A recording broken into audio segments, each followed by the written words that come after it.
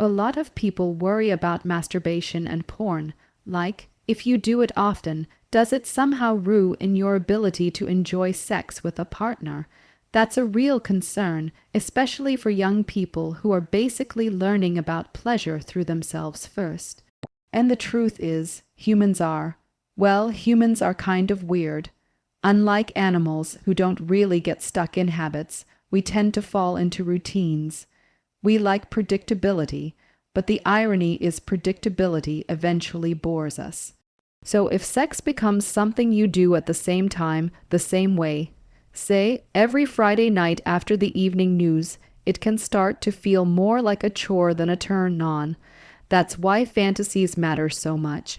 Masters and Johnson saw this decades ago when they developed sensate focus therapy. For a couple of weeks, partners weren't even allowed to touch each other, but they were encouraged to talk and listen to fantasies. Suddenly, people were buzzing with desire like teenagers again because the anticipation, and the mental play made everything exciting, and when they finally got to touch again, it felt brand new. Porn today works a lot like that. It's essentially a fantasy playground. Sure, it's explicit, but at its core, it's about scenarios and what-ifs of people might never try in real life.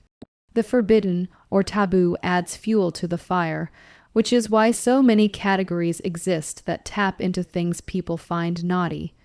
For example, watching interracial porn in a conservative environment makes it even more erotic because of the cultural taboo. Suddenly exotic becomes erotic. But here's the catch, most couples don't share those fantasies with each other. They're afraid of judgment, so they hide it. Instead of bringing that energy into the relationship, they act it out in secret. That's where shame and guilt creep in, and then porn becomes the enemy rather than a tool that could actually spark connection if used together. Now, of course, porn can also mislead, especially for young people who assume, oh, choking must be normal, without knowing the safety or communication behind it. That's where communities like BDSM are interesting. They don't just fantasize, they actually learn how to explore safely, making kink something that enhances intimacy rather than harms it. And honestly, you don't have to be kinky for that lesson to apply. Even in so-called vanilla sex, you can borrow the same principles. Talk, share, experiment, role, play, make it playful instead of routine. And speaking of play, therapy shows this too. Sometimes when people are struggling with desire, just having a space to talk about their sex lives brings huge relief. Studies with sexual desire drugs even showed high placebo effects simply because participants finally had permission to open up about what they liked and disliked. That conversation alone lifted shame and reignited interest. On a deeper level, there's also something fascinating happening in the brain. Couples in sync, literally, start showing synchronized brain wave patterns. Studies using EEG show that when two people are romantically connected, their brains light up together during shared experiences. The same has been seen in mother-child bonding. This synchrony reflects connection, and when couples drift apart, that synchrony often fades. You even see it physically. Couples stop walking in step, stop holding hands, stop touching. But when they rebuild that rhythm, by sharing, playing, surprising each other, that synchrony can return and with it desire. Physiologically, arousal is complex. During sex, dopamine rises, norepinephrine kicks in. Serotonin imbalances the parasympathetic and sympathetic systems until the orgasm gate flips. At climax, there's a flood of opioids and serotonin in the brain, shutting dopamine down temporarily. That's why interest dips right after orgasm, the famous refractory period.